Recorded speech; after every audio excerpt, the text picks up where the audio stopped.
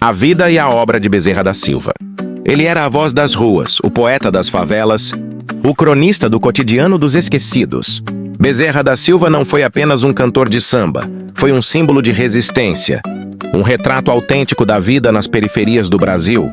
Suas músicas eram cheias de humor, crítica social e uma dose de malandragem que conquistou fãs em todo o país. Mas você sabe quem foi o homem por trás do mito? Prepare-se para conhecer a história de Bezerra da Silva, o sambista que virou lenda. José Bezerra da Silva nasceu em 1927 em Recife, Pernambuco.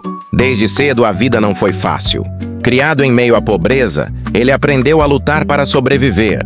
Na adolescência migrou para o Rio de Janeiro, onde começou a trabalhar como pedreiro e pintor. Mas foi na música que ele encontrou sua verdadeira vocação. Bezerra mergulhou no mundo do samba, frequentando rodas de samba e tocando em bares da Lapa, o coração boêmio do Rio. Suas letras falavam de temas que muitos evitavam: a vida nas favelas, a corrupção, a malandragem e a luta do povo. Bezerra não tinha medo de dizer o que pensava, e isso fez dele um artista único. Nos anos 70 e 80, Bezerra da Silva começou a ganhar destaque no cenário musical. Seus discos como Malandro é Malandro e Mané é Mané se tornaram clássicos. Ele criou um estilo próprio, misturando samba com coco e embolada, e suas letras eram uma mistura de humor ácido e crítica social.